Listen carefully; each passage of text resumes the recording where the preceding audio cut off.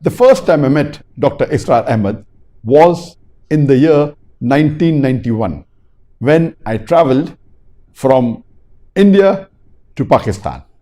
I have only been to Pakistan once, that is before I started giving public lectures. That was in 1991. And my main reason to travel to Pakistan was to meet Dr. Israr Ahmed and to see his organization. After I was inspired by Sheikh Ahmed Deedat, I started watching many other speakers in English and also in Urdu. And my second most favorite speaker that I started watching video cassettes after Sheikh Ahmed Deedat was Dr. Israr Ahmed. And after I watched many of his video cassettes, I had the desire to meet him. So in 1991, I traveled from Bombay to Lahore. And when I met him in 1991, I was impressed by his simplicity. MashaAllah, such a great personality. And I was touched by his simplicity. His organization, that is Quran Academy, when I went to Lahore, it is massive, it is huge, it has got many buildings. And when I went to his office was so simple. And according to me, he's a stalwart, MashaAllah. The two speakers that I feel can move the audience, unlike other Islamic speakers, it is Sheikh Ahmed Deedat and Dr. Israr Ahmed. Even today, when I watch the programs of Dr. Israr Ahmed and Sheikh Ahmed Deedat, the moment I start hearing them, it is difficult to stop the videos. And even when we hear a short clip, we are moved by the way they speak. Both of them, alhamdulillah, they are excellent orators. And I feel in English language, one of the best orators that we have in the Islamic field is Sheikh Ahmed Deedat. And in the Urdu language, one of the best orators that I know of, it is Dr. Israr Ahmed. Alhamdulillah, they are par excellence. When I met him personally, he asked me that, why have you come to Pakistan? So I told him, number one is to meet you, Dr. Saab, and to see your organization. And alhamdulillah, then he asked me that, what am I doing? So I told him, I've just passed my MBBS, I'm doing my internship, and I intend doing my post-graduation, most probably in surgery. And I told him that I've been inspired by Sheikh Ahmed Deedat, and I would like to be a Dai and a doctor both. And my intention was to be a part-time Dai. So he said that, do you want to do as a Dai part-time? I said, no, I would like to do both, maybe equal. Maybe later on, after I finish my master's, I would like to do both equally. Equally good in both, I would like to be. So Dr. Israr Ahmed replied that, beta, that is, beta means son in Urdu. He said, son, I tried to excel in both. Even I'm a medical doctor, and as you may be aware that Dr. Israr Ahmed, the doctor in front of his name is of a medical doctor, not a PhD doctor like me. He told, for 7 years, I did medical practice and I tried to do both. Then I realized that if you want to excel, you have to choose one. You cannot excel in both. So my son, you'll have to decide whether you want to be an excellent doctor or excellent Dai. And that statement of Dr. Israr Ahmed really changed my future. Initially, as you know, that I was going to do my post-graduation, so I requested my parents that I start this organization, Islamic Research Foundation. Now, because it is internship, I'm more free, so I'm giving more time, more than 50% of my time. And once I start doing my post-graduation, when you're doing a master's in the medical field, you have to be a resident doctor and you have to stay at the hospital. Maybe you can come home for a few hours a week. So I thought, when I get that half a day free or some hours free every week, I will spend 2 hours for dawah in the organization every week. So my initial plan was, when we launched the Islamic Research Foundation, because it was internship, I was doing more than 50% of my time. I had the time. I requested my parents that once I start doing my master's, I will give 2 hours every week. After meeting Dr. Israr Ahmed, and hearing from his past experience, it is very important that when we hear the stalwarts, the scholars, and those who Allah has given ni'mah, we have to learn from them. And when I returned back home, then I decided that I have to choose between the two. I chose to become a doctor because I wanted to serve humanity. And after meeting Sheikh Ahmed Dida, then Dr Israr Ahmed, I realized that there is a better profession to serve humanity, and that is the profession of a da'i.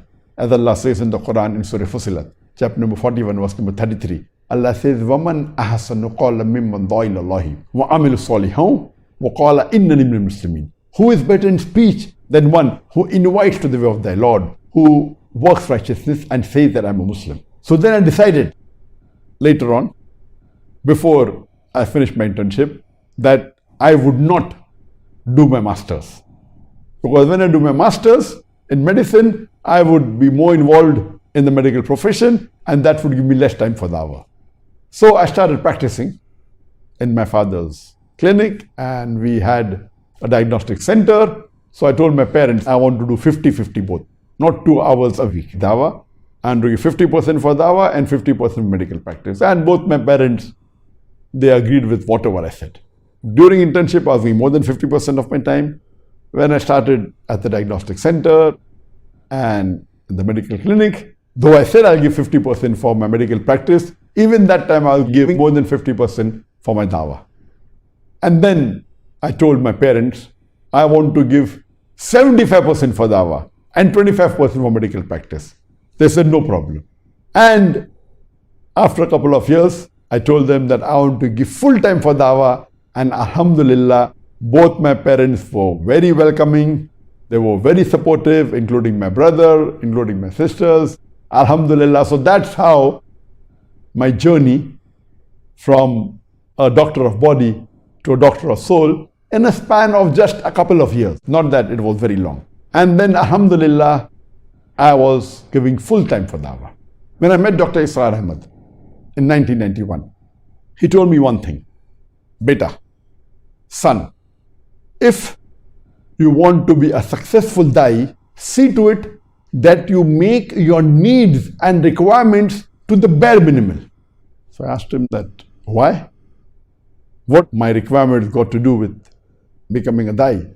He told me that if you make your requirements and your needs to the bare minimum, you will not be dependent on this. So that when inshallah, later on, you become effective, no one will be able to twist your arm. Because your needs are less, so you will not be tempted to give fatwas or give statements which are not correct. Since your needs are less, you will not be bothered about the worldly things, you will be more bothered about the akhirah. And this point of Dr Israr Ahmed, that make your needs bare minimal, really stuck into my mind, and I made it a policy. Alhamdulillah, by the grace of Allah subhanahu wa ta'ala, my parents were very well off. Alhamdulillah. So in the initial stages of dawah, they were fully supporting me. And my brother told me that I can continue and there is no problem at all. I need not worry about my livelihood. When I married in 1993, that is 2 years after meeting Dr Israr Ahmed and passing my MBBS, I told my wife that I can promise you minimum 4,000 rupees a month.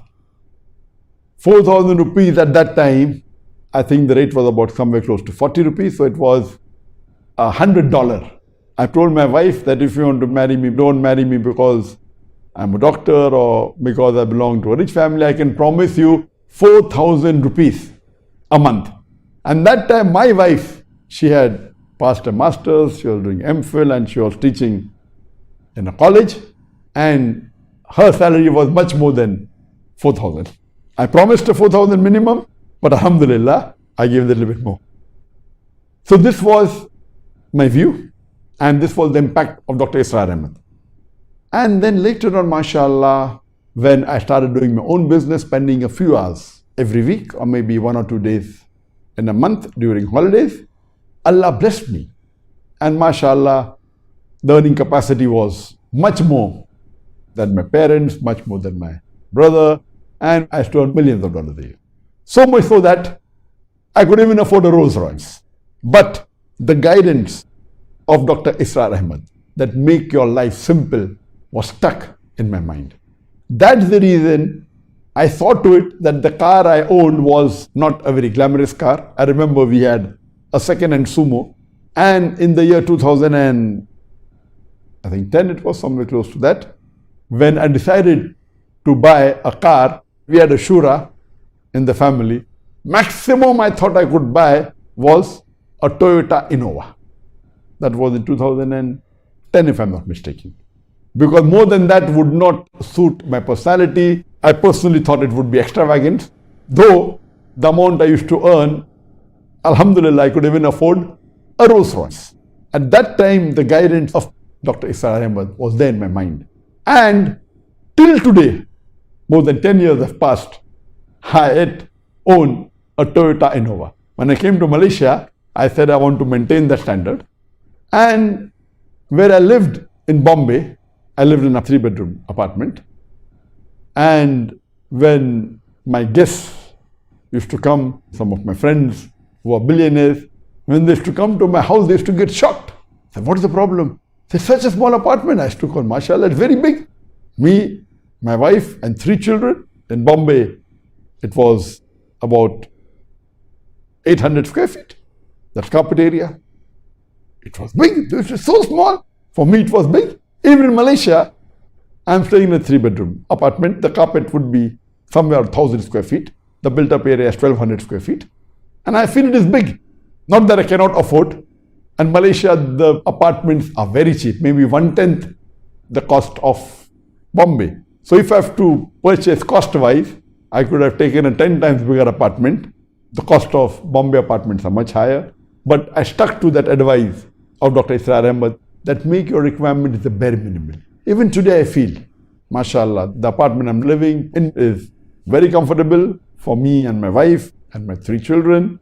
It's very big, others may call it small. So my lifestyle, alhamdulillah, was mainly based on that one advice of Dr. Israr Ahmed. And that has done wonders to me, especially when I had to do hijrah from India to Malaysia and all the things changed. We did not find any difficulty because we never let any luxury creep into our life. So the life was very good, alhamdulillah. In fact, the life in Malaysia is much happier, much more comfortable than what it was in India, even after all these difficulties.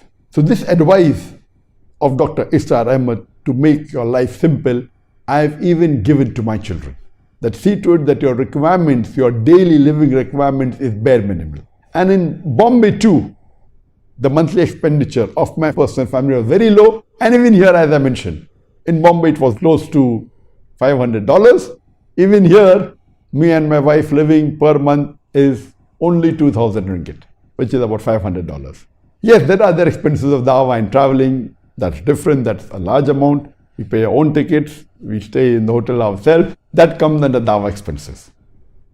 And when I met Dr. Israr Ahmed and I told him that I want to purchase 100% all your video tapes that you have. He said, why? What are you going to do with it? I said, we are making a library which is going to be the largest video library in the world, and I want to watch as many video cassettes of yours. So we picked up somewhere close to 150, 200 cassettes from his Lahore center. After a few days, I went to the Karachi center and we picked up another 150, 200 cassettes from Karachi center. That was 1991. Then 2 years later, I went to Chicago and picked up all the video cassettes. Then I went to his center in New York. I picked up all his video cassettes. So finally, when I told him I have several hundreds of videotapes, he told me, you have the largest collection of mine under one roof. So we had the largest collection of Dr. Israr Ahmed's video cassettes under one roof, more than his own center. So his cassettes were divided in different centers. I collected all his English cassettes, all his video cassettes, and we made it open to the public library. And then we had the largest collection of video cassettes in the world, which were more than 5,000, of which I think 400-500 were only of Dr. Israr Ahmed. And later on, we invited Dr. Israr Ahmed to Bombay for a lecture tour. And he being a Pakistani, to have a public lecture of a Pakistan in India, you know, it's difficult. So Alhamdulillah, we used our political contacts. We got the visa, a special visa to give lectures. And he came to India in 2004, if I'm not mistaken. That is about 2 years before the launch of the Peace TV English. And Alhamdulillah, he stayed for a couple of weeks. And Alhamdulillah, I was always with him. Most of the time that he was awake, I was there at the service. He stayed in our apartment and we shifted to the parents' apartment so that we could give the full apartment to him. And his simplicity was, mashallah, striking. And I observed him closely. How did he live his life, mashallah, with simplicity? And certain things I found, though I was very young, and I observed certain things, and I asked him some personal questions also. I won't go into the details. I just asked him. And I told him that this particular act that you're doing, it is not according to the Hanafi school of thought. So he said, yes, beta, my parents are Hanafi, so generally I follow the Hanafi ruling. But when I do research, and when I come to know that there is difference of opinion, and if the opinion of any other Imam is correct, I follow that. I base my following on Quran and Sunnah. But when I don't do research, because my parents are Hanafi, I follow the Hanafi fiqh. But if I do research on any particular topic, I follow that which is as per Quran and Sunnah after my research. And that point also was very important for me. And Alhamdulillah, his simplicity was striking. And when we called him, mashallah, we had his program in Bombay in a large open ground where he was reluctant. He's saying, how can I give a lecture in open ground? I said, we're expecting a large audience, so no auditorium has this capacity. The largest auditorium in Bombay is only 3,000 capacity, and we're expecting more than 10,000 people. So finally agreed, but I told him, don't worry, inshallah, the microphone system would be excellent and you will not have a problem. He was wondering that maybe he won't be able to speak in the open ground. And Alhamdulillah, the program was very successful. We had all 10 days in one venue in the YMC open ground, where we had more than 10,000 audience, mashallah, for all the 10 days, alhamdulillah. It was a very successful program. And at that time, we used whatever ability we had, because at that time also we were very small as compared to later on when we started the Peace TV. To the best of ability, that time we used the best of technology, the best of cameras at that time, which is nothing compared to later on when we started Peace TV. And till today, alhamdulillah, the best recording of Dr Israr Ahmed that he has done in his life is when he came to Bombay and when we recorded the public programs, and even according to his son. I'm yet, mashallah, close to his son, Brother Asif Hamid, who handles the media. And those programs are yet, mashallah, in terms of technical aspects. And those programs were one of our main attractions on the Peace TV Urdu. I can speak for us together on whether it be Sheikh Ahmed Didat or Dr Israr Ahmed. I can speak us together, but this is a question and answer session. I'll just mention one of the points that the questioner posed. That what are my views regarding the lectures of Dr Israr Ahmed and about his teachings of the glorious Quran, and particularly the political, socio-economic system, and should we Muslims be involved in establishing the Islamic government. As I told you that as orator, he was par excellence. He is, mashallah, one of the best Urdu orators that I know, that I've heard in my life. Alhamdulillah. His oratory power, his modulation, alhamdulillah. His Urdu is a little bit high, otherwise, alhamdulillah. In terms, what I was attracted, the Dr Israr Ahmed, his speech is mainly, I would say, broadly, it can be classified into 3 types. Of course, we are given on various topics. Imagine we have more than 500 video cassettes of his, each of average about 3 hours. So imagine 1,500 hours. His speeches mainly are about how to improve oneself individually. Secondly, that is the society. And third is the political, socio-economic system, or establishing the Islamic government, broadly into 3 types. At that time, when I met Dr. Israr Ahmed. That is more than 15 years back.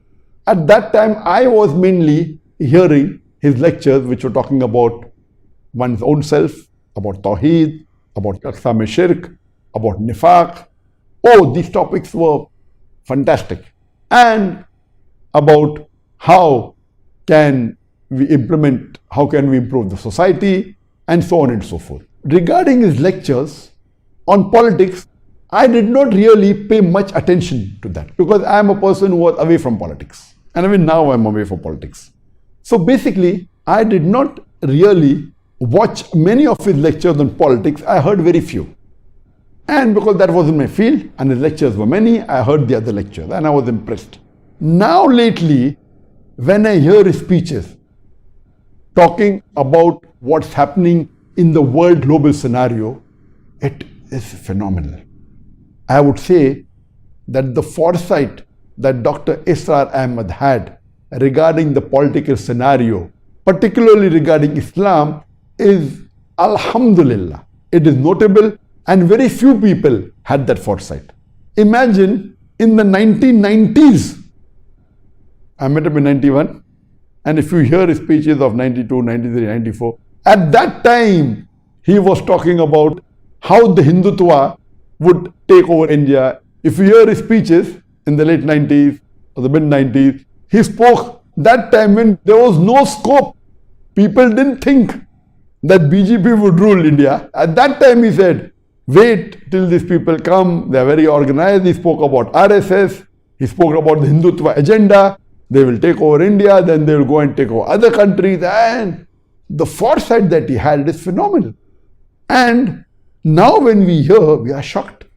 He's talking about the Jewish lobby, talking about Israel, how are the Muslim countries behaving, how they should behave. Now when we hear, now because after I've left India, I'm more exposed to the global situation of Islam than when I was in India. I was aware of the global system, but now I'm more involved and I'm more aware of the global situation. And today, when we hear the speeches of Dr. Israr Ahmed, which are given in mid-90s and late 90s, it is phenomenal.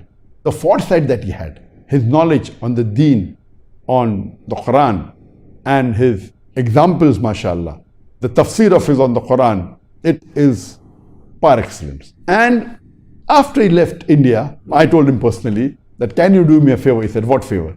Why don't you record your program with a better camera? So he said, beta, I'm not so much into this field. This is not my cup of tea. My thing is to give lectures. So then, mashallah, at that time, I think it was in 2000, we gifted him high definition cameras and told him that you should record on these cameras. We'll be very thankful.